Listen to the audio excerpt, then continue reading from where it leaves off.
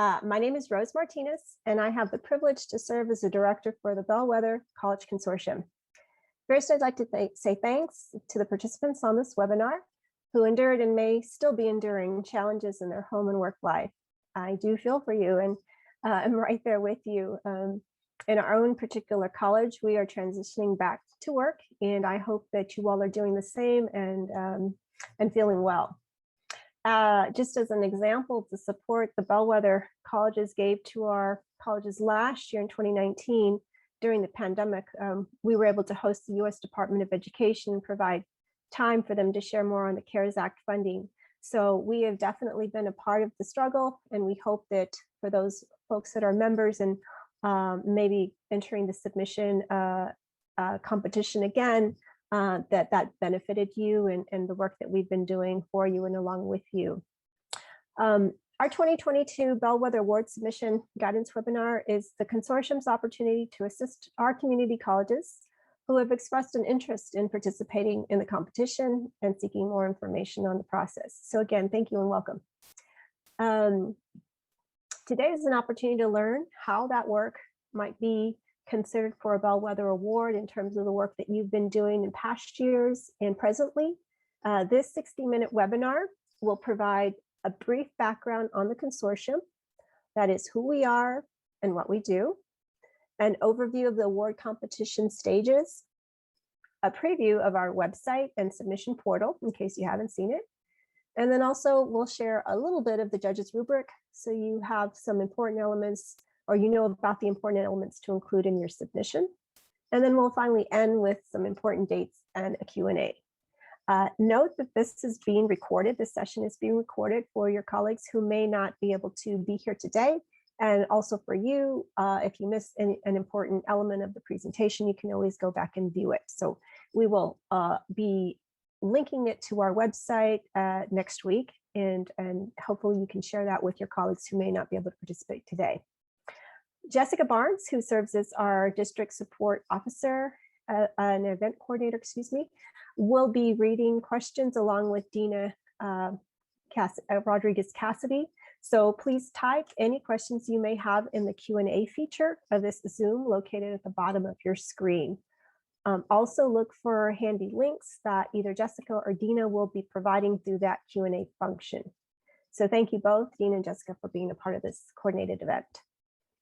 As a courtesy, I just want to reiterate the session is being recorded, so hopefully more folks in your particular college who may want the information can view it on our website. So, okay, let's get started. Slide 2. Who we are. The Bellwether College Consortium is a nationally recognized member-supported organization charged with addressing critical issues facing community colleges through applicable research and through the promotion and replication of best practices, addressing workforce development, instructional programs and services, and then also planning, governance, and finance. Just to put a finer point on that, we have assisted the Association of Community College Trustees, ACCT, who has utilized our assembly to conduct focus groups and interviews for their research grants. Just as an example, the Rural College project that they just wrapped up, one of their first focus groups was at our assembly. We also promote all our finalists and award winners. So whether you win the big award or not, we provide a lot of that information via social media, so you get the visibility of being a part of the consortium. You are invited to our Bellwether Summer Innovation Series, where we host our winners and we provide an in-depth presentation or webinar where they can basically present what they shared during the assembly, should you have missed their presentation. And then we also have some special presentations at national conferences where we, again, have our recipients, our award winners, come in and present those presentations as well.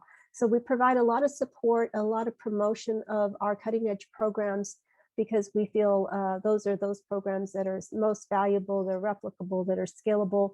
And we just want to be a conduit for how our community colleges can be better and improve upon the work that they're doing. So we are very happy to do that on behalf of our colleges. Slide 3. So what we do, again, we support, we publicize, we promote the annual national award competition, which is a bit undertaking, and I'll share just a little bit about our staff and how small we are. I call them small but mighty staff. We celebrate, we recognize the programs and the models that are worthy of replication. We bring 30 colleges together annually that are deemed Bellwether finalists from a large group of applicants across the United States, and by the way, the US territories as well. And to date, the Bellwether College Consortium has had about 78 unduplicated award recipients and roughly 1,300 finalists. So just as a matter of speaking, if you become a finalist, you are an award winner, and you are by that process a member or invited to become a member of the Bellwether College Consortium. So when people ask who the consortium is or consists of, they are the 30 Bellwether finalists in any given year. The Bellwether Award, I want to take some time to talk a little bit about, is unique and it's long-standing. It's a respected accolade awarded by your esteemed peers and leaders in the field of higher education. We have representation from ACCT, the Association of Community Colleges, or AACC, the American Association of Community Colleges. We've had members from Lumina Foundation, or judges from Lumina Foundation, the higher education commissioners of various states, higher education council presidents, and former college CEOs and trustees. And so these are individuals that take the judging process seriously and are very seasoned in what they do. And so we feel very confident that they are definite folks to have in that role as judge. The competition is like no other. We have a 2-round competition process where the second and final round of the competitors, or final round of competition, those competitors are invited to become members of the consortium, like I said. We invite and showcase those 30 finalists in what is called a Community College Futures Assembly. That is our final round of the competition, and that is where we have our award ceremony as well. It's a wonderful process. We invite 10 colleges that score the highest in each of one of three categories. Those categories are instructional services, programs and services, workforce development, and planning, governance, and finance. So our top 10 scores in each one of those categories are invited to compete in the final round. It is more of a rich, unparalleled learning and sharing experience than almost an award competition, because of what you gain as a team. The teams can view peer teams' presentations beside our anonymous cadre of judges.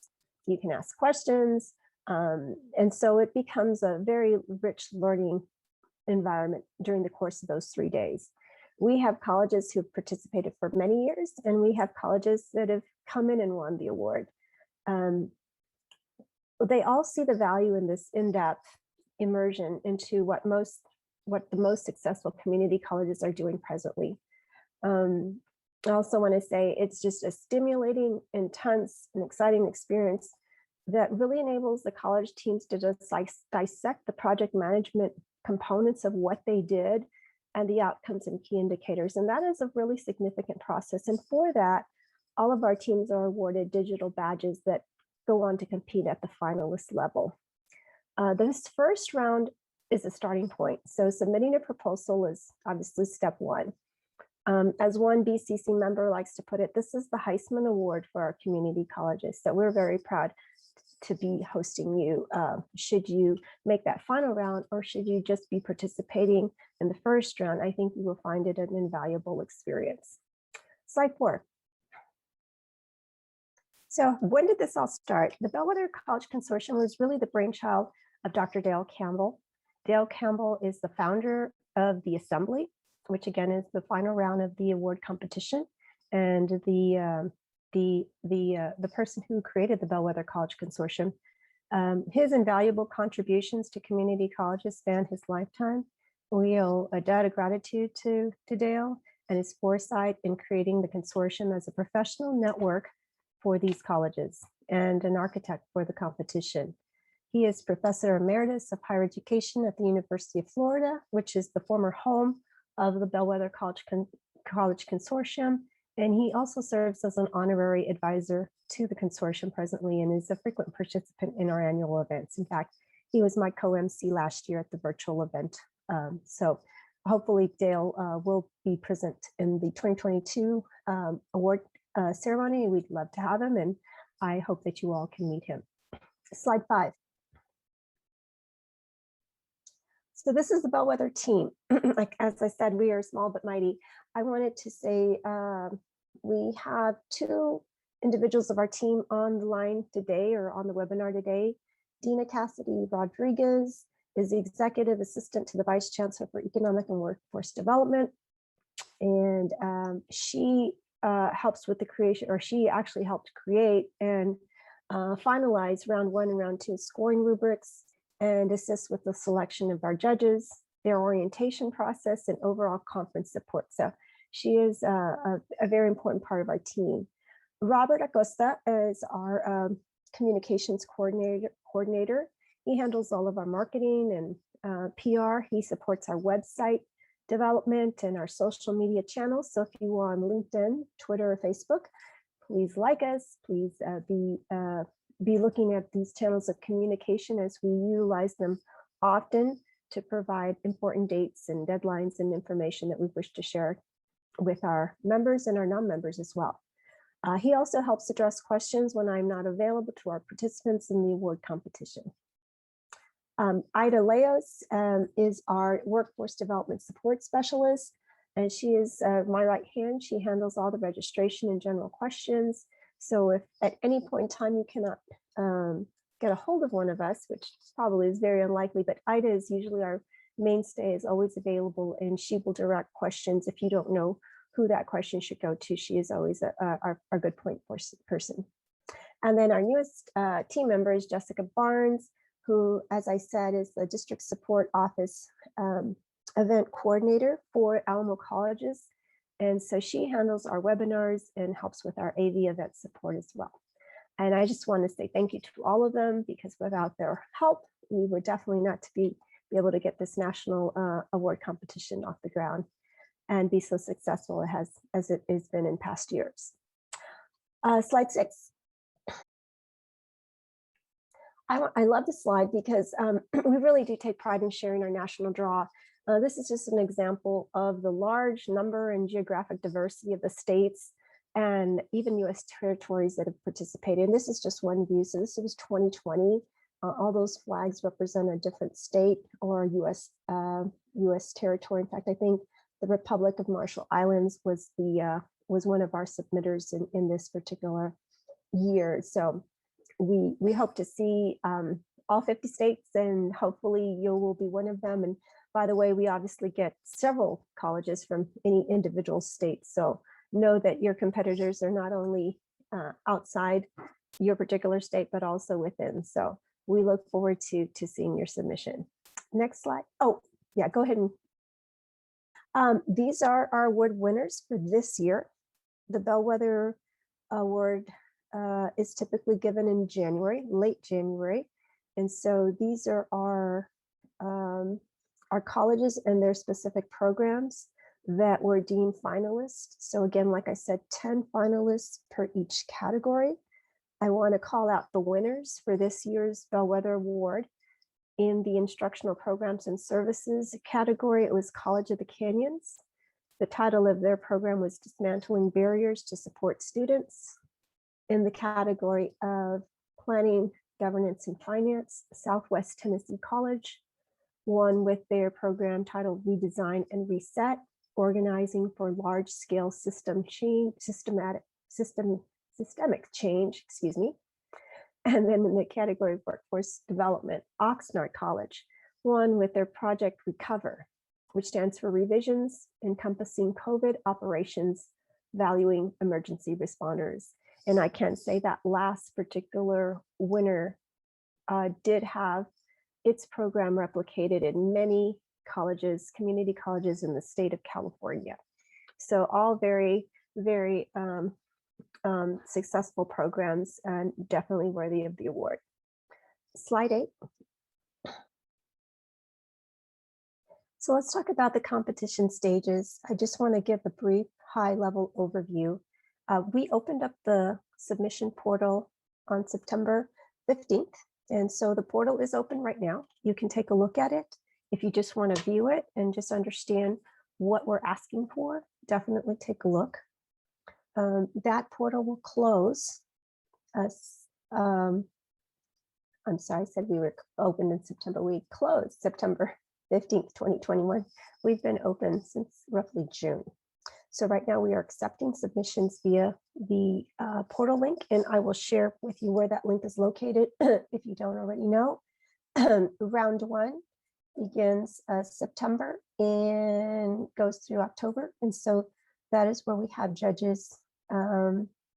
Actually, that is where we're collecting the submissions, and those submissions will be judged by a team representing national councils, philanthropic organizations, hired scholars, and seasoned practitioners. We then announce our Bellwether finalists in October of 2021. And then between the actual round 2 will occur at the Community College Features Assembly, taking place in San Antonio, Texas. So again, we're delighted to have an in-person event. And those dates are January 30th through February 1st. Typically that's a Sunday through a Tuesday morning. So we look forward to hosting you should you be a finalist. Next slide. Okay, so let's talk a little bit about probably the main reason why you're here and want to understand. The first submission is very short, so it's important that the information provided address each judged area. These are the areas that they're located on our website at bellwethercollegeconsortium.com, but I put them here just so you could take a look at them. The first is identify a critical issue or challenge that this program, model, policy, or service was designed to address. That's 20% of the points that we provide in this particular round. Then describe the process, timeline, participants, and resources required to implement the program, model, policy, or service. We understand that takes a little bit longer, so we're providing more points there. Third is specify the performance indicators and outcomes that have demonstrated the success of the program, model, policy, or service from an equity lens, if applicable, and successful in scalability. Now here I went ahead and provided just an outline of what the judges would see. So 0 points if you didn't specify anything, then 1 to 2 points if you minimally provided that kind of information. Then we go on to describe what that means. 3 to 4 points if you moderately described the documented outcomes, and then 5 to 7 satisfactorily described the documented outcomes. And then the last component for evaluation is to elaborate on lessons learned for colleges considering replication of this initiative. And we do that for your peers because obviously the most important thing about the process is not winning the award, but for us as a consortium of sharing that vital information that could perhaps help another college reach the success you've done. So many of our colleges do walk away with ideas, points of replication, maybe points to consider as they're maybe undergoing the same challenges you're undergoing, and can learn from that process. So that's the value in this exercise. Okay, next slide. The finalist stage. So after we announce the 30 Bellwether finalists, I just wanted to give you a hint of what comes after that. And please note that there will be another webinar for that group of individuals once that stage is hit. But the competition requirements have changed slightly a bit. If you're a seasoned Bellwether competitor, you'll take note that we register team members. And I do want to make note that on the submission form, this first form, we limit it to 3 presenters. At the time that we had announced the portal opening, we were under a different set of guidelines for CDC. Texas is quote unquote open. We reside in Texas. And so we are now going to plan for a large event, an event that would be what we had in 2019, early 2019, should I say January. And so that will enable us to bring our colleges together and kind of go into what we had before, and that is a fuller event. At the point in time, we were looking at a small version of what we had before in person. But I think with the state of vaccinations and where they are, we are very happy to say that we are looking for our large event coming back. And then, of course, if things change, we will definitely be in contact with all our colleges to see how we will be changing the event to make sure that our guests are safe.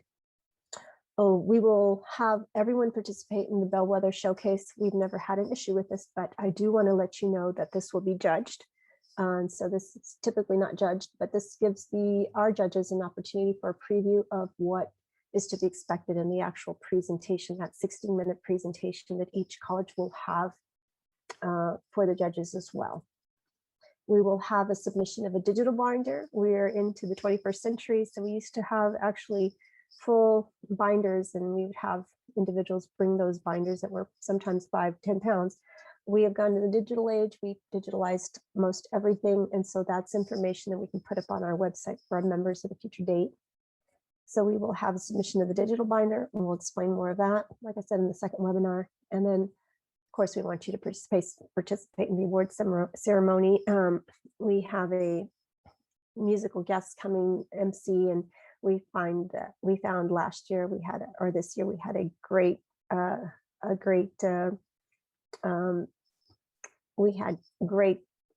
feedback from what we did this year, and so we're kind of doing it again next year in 2022, and we hope that everyone will participate. So happy to bring that back. All right, next slide. Finally, membership and benefits. So being a part of the Bellwether Consortium is not just attending the assembly. We also have many different types of features that we provide to our members. We have webinars, like I said, featuring our top 3 recipients. We have special guests. We've had the U.S. Department of Education. We've done work with ACCT in focus groups. We have a Bellwether Brief, which is our quarterly newsletter, comes out electronically. We have member research opportunities. We have a Bellwether annual membership or survey, that kind of gives us some ideas of what's happening with our colleges, and that's information we can share back to our colleges should they want that information. We have presentations that we submit to ACCT, and AACC. So our Bellwether Award members, again, are given that visibility on a national stage. And then we also have what's called a Bellwether College Consortium film screening. It has been a part of our policy summit in the past, which is something that we've tacked on to our assembly. But this year we are combining it into the assembly. So we have had 2 amazingly wonderful films speaking specifically about challenges in higher education. That's usually followed with a policy or panel discussion. And so we intend to do something similar this year. And so that'll be a part of your membership fees. So you will get that for those 3 individuals that will be receiving free registration as a part of the membership. Note that also as members, you get discounted registration should you have more than 3 people coming to the event. So that is also something that we recommend that members take note of when they're registering. So now let's take a look at the portal. I think Jessica is going to be sharing her screen. So Jessica, great.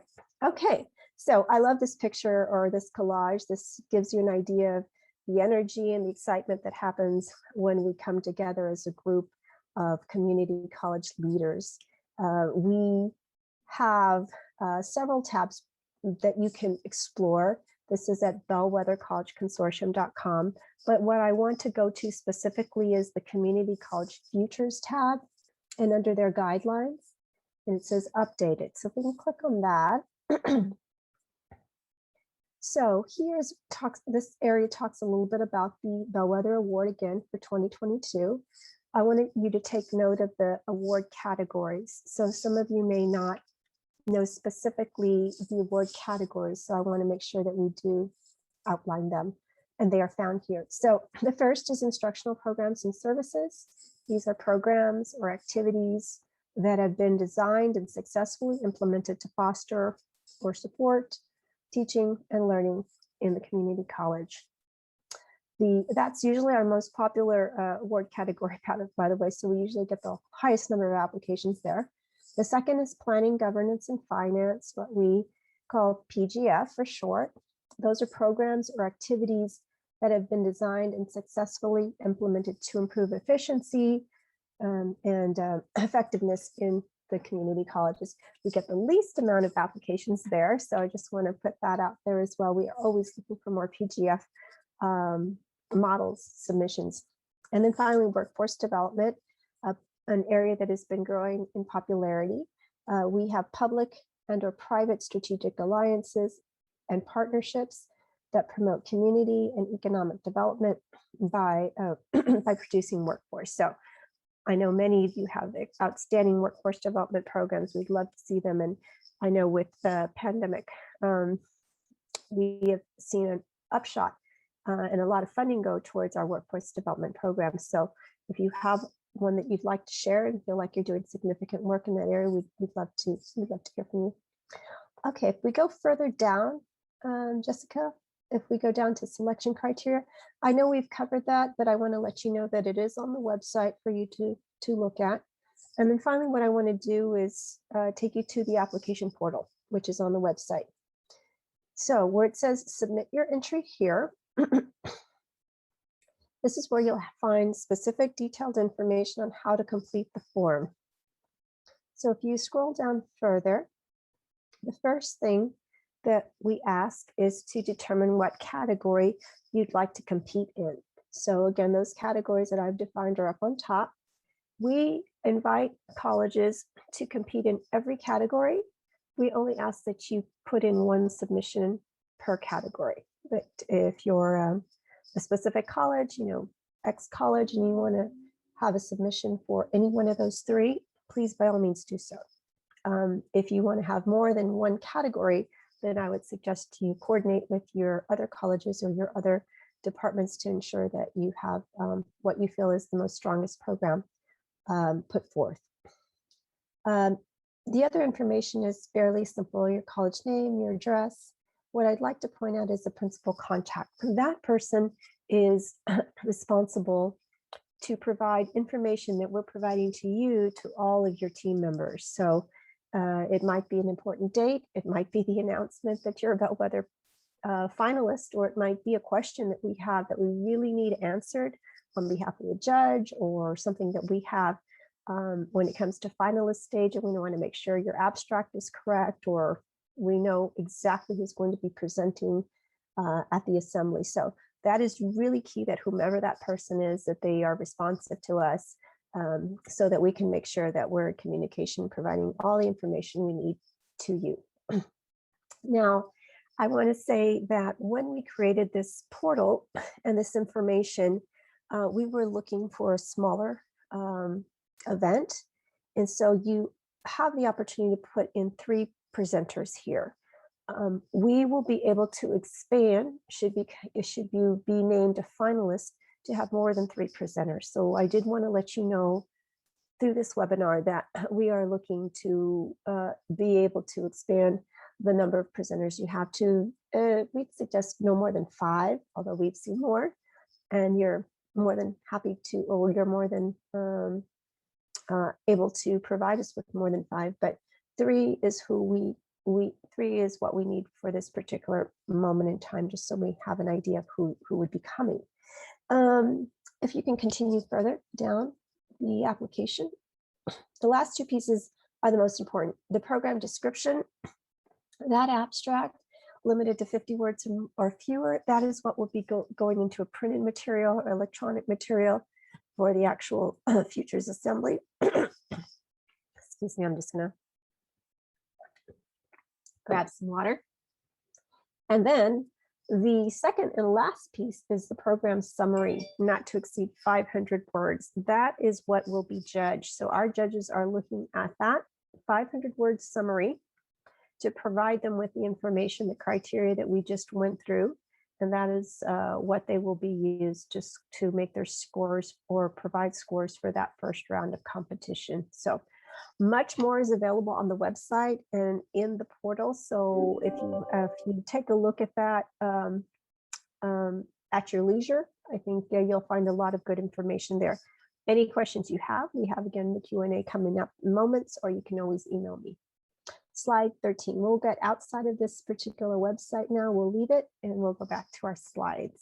Okay, so the great news is we are delighted.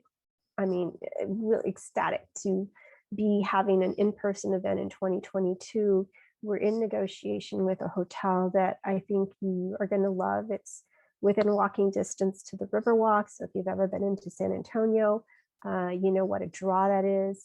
And we have our tentative dates of January 30th and February 1st. Those are typically what we do that last week in January. We carve out time for us to come together post-holiday and just begin to share some important program and models that are stellar based on what we've seen from around the country. And I just want to say it's just basically one of the best sources of information and gaining and sharing expertise from seasoned and award-winning colleges who are definitely what we consider bellwethers in higher education. We take pride as a consortium for being a conduit for continued improvement of our community colleges and the students that they educate and train. So whether you become a finalist or not, I invite you to come to the event. I know that you will find it very valuable. And so those are the dates. Just pencil them in on your calendar, and we will be more forthcoming in terms of the hotel and the location once we get all that contracted. Next slide. This is our final slide. So I just want to say thank you once again. I hope that this information was helpful. We have some time for Q&A should anyone have any questions, but thank you for serving in such an important role as community college leaders. You have overcome adversity, and that has been one of your greatest advantages as a leader, I think. I hope you will share this wonderful, replicable, scalable work that you're doing and submit an entry for this award competition. We will look forward to hosting you. So any questions, Sina? Yes, we do have two on the board. Okay. The first one is, I understand round one submission no longer calls for optional videos and that round one applications has been shortened, but can round one submissions include links to data sets, testimonials, narratives, etc., to better support the submission? Oh, that's a great question, and I appreciate you wanting to provide more. I think, though, based on what we've done in the past, the 500 word limit is really what the judges need to really focus in and hone in on that criteria. Now, you can provide more once you get past that first round, but we really want a succinct description of what you have. And that's basically saying, put yourselves in terms of a judge who, by the way, do not get paid, but they are awesome people and they love what they do. And so they have limited time to really read and read well, read those program descriptions well. So they like to keep it to that minimum 500 so they can make I think a pretty good decision with that. Now, if they ask for more information, we are very happy to share that with you. Okay.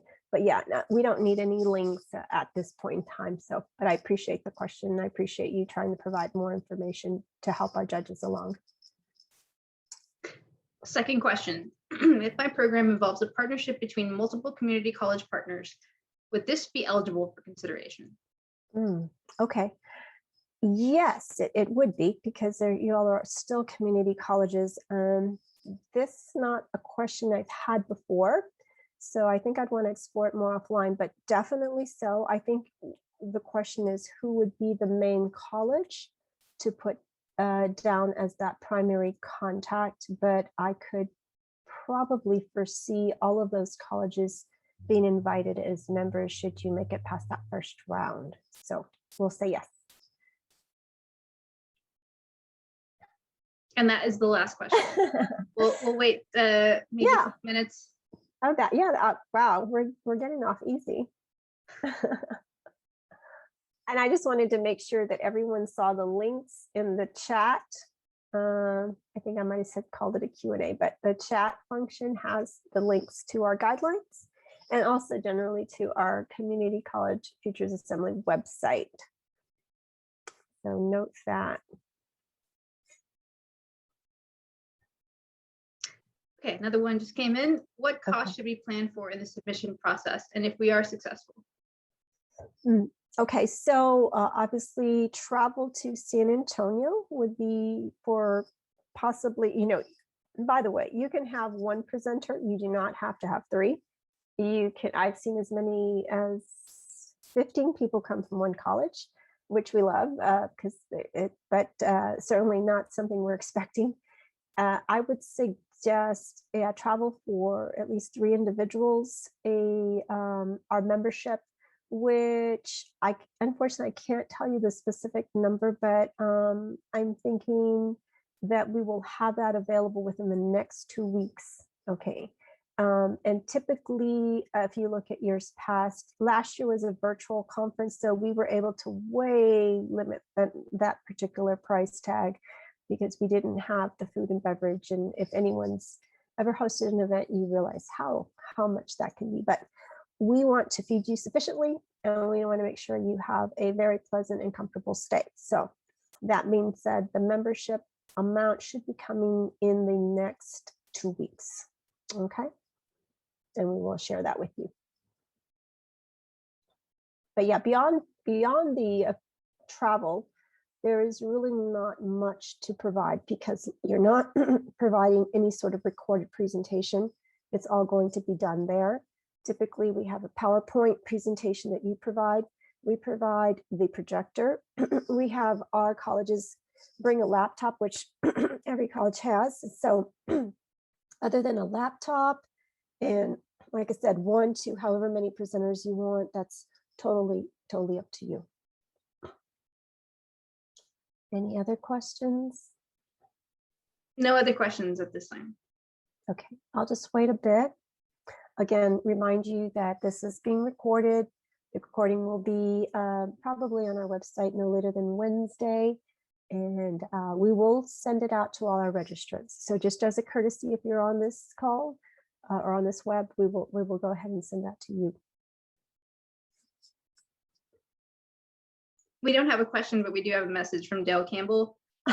He likes me to read it. Outstanding job, Rose and BCC team. Special thank you for your kind acknowledgement of being founder of the BCC Features Assembly and Bellwether Awards. I look forward to joining you at the 2022 Assembly. We look forward to seeing you too, Dale. Oh, absolutely, Dale. So I did not know he was going to be on the air. So thank you, Dale. I'm sure you you always ensure that we do a good job. So we appreciate you serving as our honorary advisor, and we definitely look forward to you being a part of the ceremony as always. Thank you so much. Again, I just also want to say the website is there. Should you want to know who our members are, we have our members listed. We have past presentations of our winners there as well. So there's always good information for most anybody from whatever community college. You don't have to have a membership to access our information on our website. That's just certainly something we provide to our community college colleagues.